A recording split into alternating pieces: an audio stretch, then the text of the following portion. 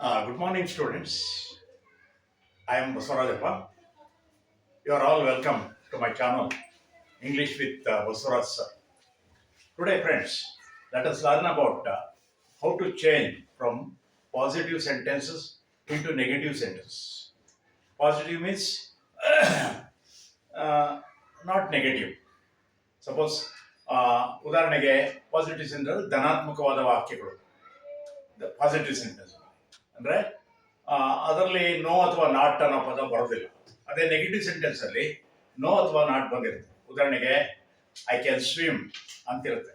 ನಾನು ಈಜಬಲ್ಲೆ, ಈಜಕ್ಕಾಗುತ್ತೆ ನನಗೆ, ಅದು ಪಾಸಿಟಿವ್ ಸೆಂಟೆನ್ಸ್.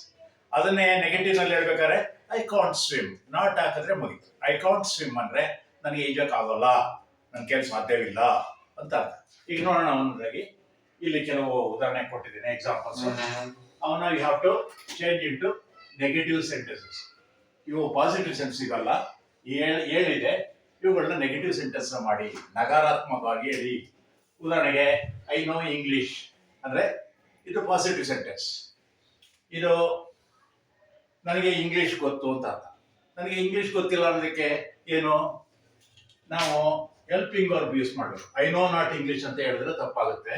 ನಾವು ಹೆಲ್ಪಿಂಗ್ ವರ್ಬ್ ಯಾವ್ದು ಉಪಯೋಗಿಸ್ಬೇಕು ಅಂದ್ರೆ I don't know English. I don't know English. ಹಾಗೆ ಎರಡನೇ ನೋಡಿ, ಹಿ ಲರ್ನ್ಸ್ ಕನ್ನಡ. ಅವನು ಕನ್ನಡ ಕಲಿತಾ ಇದ್ದಾನೆ, ಕನ್ನಡ ಕಲಿತಾನೆ. ಅವನು ಕನ್ನಡ ಕಲಿಯೋದಿಲ್ಲ ಅನ್ನೋದಕ್ಕೆ ಅರ್ಥ ಏನು? ಇಲ್ಲಿ ಹಿ ಶಿ ಇಟ್ಟು ಬಂದ್ರೆ ನಾವು ಹೆಲ್ಪಿಂಗ್ ಬರ್ಬೋ ಡೂ ಉಪಯೋಗಿಸಕ್ಕೆ ಇದ್ರ ಬದಲು ಇದಕ್ಕೆ ಡಸ್ ಅಂತ. ಈ ಡಸಂಟ್ ಲರ್ನ್ ಕನ್ನಡ.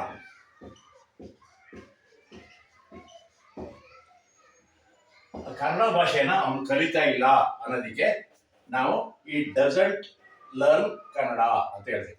ಇಲ್ಲಿ ಲರ್ನ್ ಎಸ್ ಬಿಡಬೇಕಾಗುತ್ತೆ, ಲರ್ನ್ ಅಂತ ಬರೀಬೇಕು. ಯಾಕೆಂದ್ರೆ ವರ್ಬನ್ನ ಬೇಸ್ ಫಾರ್ಮ್ ಅಲ್ಲೇ ಬರಬೇಕು. ಡೂ, ಡಸ್, ಡಿಡ್ ಈ ತರ ಹೆಲ್ಪಿಂಗ್ ವರ್ಬ್ ಬಂದಾಗ ಯಾವಾಗಲೂ ಕೂಡ ವರ್ಬ್ ಬೇಸ್ ಫಾರ್ಮ್ ಅಲ್ಲೇ ಇರಬೇಕು. ಉದಾಹರಣೆಗೆ ಸ್ಪೀಕ್ ಇದ್ರೆ ಸ್ಪೀಕ್ ಅಂತ ಇರಬೇಕು. ಸ್ಪೀಕ್ಡು, ಸ್ಪೀಕ್ಸು, ಸ್ಪೋಕು ನಾವು ಯಾವುದು ಇರಬಾರ್ದು. ಈಗ ನೆಕ್ಸ್ಟ್ ಹೋಗೋಣ. We like to go to movies. ನಮಗೆ ಮೂವೀಸ್ಗೆ ಹೋಗೋದು ಅಂದ್ರೆ ಇಷ್ಟ, ತುಂಬಾ ಇಷ್ಟ. ಅಂದ್ರೆ ಇಷ್ಟ ಇಲ್ಲ ಅನ್ನೋದಕ್ಕೇನು, ಇಲ್ಲಿ ವಿ ಅನ್ನೋದು ಪ್ಲೂರಲ್ ಆದ್ರಿಂದ, ಹಿ ಅನ್ನೋದು ಸಿಂಗುಲರ್ ಆದ್ರಿಂದ ಡಸ್ ಬಳಸ್ಕೊಂಡು, ಹಿ ಅನ್ನೋದೇ ಸಿಂಗುಲರ್ ಆದ್ರಿಂದ ಲರ್ನ್ಸ್ ಬಳಸ್ಕೊಂಡು, ಐ ಅನ್ನೋದು ಐಗೆ ಯಾವಾಗಲೂ ಕೂಡ ಪ್ಲೂರಲ್ ತರನೇ ಇರುತ್ತೆ. ಇಲ್ಲಿ ವಿ ಅನ್ನೋದಕ್ಕೆ ವಿನೇ ನಮ್ಗೆ ಮೂವಿಗೆ ನಾವು ಹೋಗೋದಕ್ಕೆ ಇಷ್ಟಪಡೋದಿಲ್ಲ ಅಂದ್ರೆ we don't like to go to movies. Like to go to movies ಅಂತ. ನೆಕ್ಸ್ಟ್ ನೋಡೋಣ. He has a cow. ಅವನ ಬಳಿ ಒಂದು ಹಸು ಇದೆ. ಇದು ಧನಾತ್ಮಕವಾದ ವಾಕ್ಯ, ಇದೊಂದು ಪಾಸಿಟಿವ್ ಸೆಂಟೆನ್ಸ್. ನೆಗೆಟಿವ್ ಮಾಡೋದು ಹೇಗೆ ಅಂದ್ರೆ ಹಸು ಇಲ್ಲ ಅಂತ ಹೇಳೋದು ಹೇಗೆ, ಎಸ್ ನಾಟ್ ಎ ಕೌ ಅಂತ ಬರೆದ್ರೆ ತಪ್ಪಾಗುತ್ತೆ. ಇಲ್ಲಿ ಈ ಡಸಂಟ್ ಹ್ಯಾಸ್ ಬರೆಯಂಗಿಲ್ಲ, ಹ್ಯಾವ್ ಅಂತ ಹಾಕ್ಬೇಕಾಗ್ತದೆ. Have A cow. ಅವನ ಬಳಿ ಕೌ ಇಲ್ಲ, ಅವನ ಬಳಿ ಹಸು ಇಲ್ಲ, ಅವನಿಗೆ it doesn't have A cow.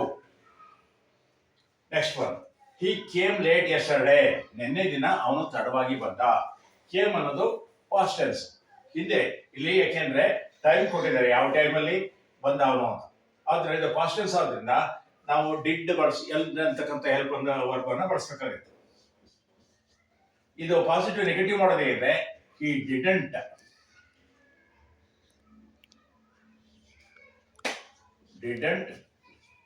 Came ಬರಿಬಾರ್ದು, come base form come late yesterday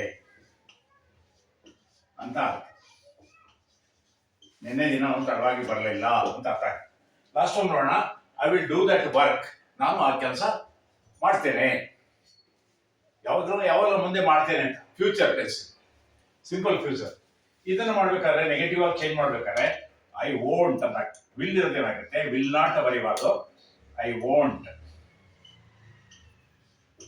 won't do that work.